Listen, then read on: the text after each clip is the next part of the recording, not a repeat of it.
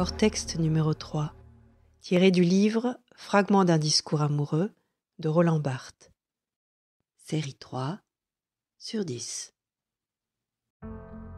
La structure m'apparaît comme de l'intérieur, éclairée le long de parois vitrées, derrière lesquelles attend ce que l'on voit. Au cours de la construction active, j'enferme et j'éclate en lot. Un corps se comprime, net comme une image. Réduire permettrait de circonscrire une part d'impensé que l'âme ressent, comme le plaisir d'une possession viagère. Scription de choses en place, d'autres dissoutes.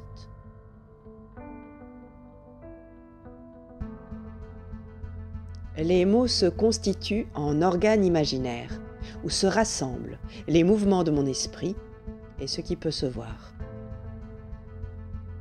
J'ose, avec obstination, refondre tout. Le comblement condense, c'est ainsi bordé qu'advient le sens. Je déforme, librement, l'étoffe de l'écriture.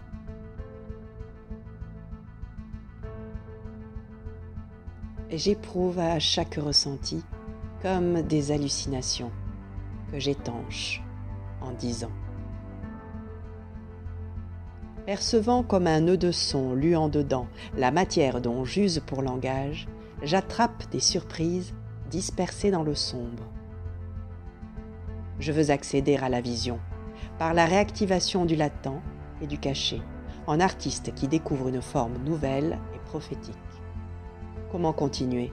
En fait, je choisis ceci ou cela jusqu'à ce que de cette cascade d'alternatives surgisse le discours où j'essaie de glisser ma dérive.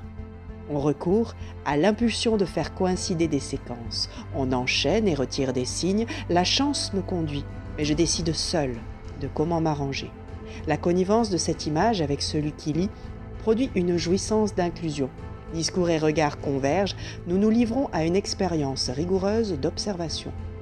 La figure suscitée par la rencontre de ces hasards se concentre corporellement sur ces zones de contact, d'une façon qui crée du sens de l'intérieur. Menu pli de texte, où ce que j'ai reçu à voir va tirer à lui mon langage en une chape ténue de mots.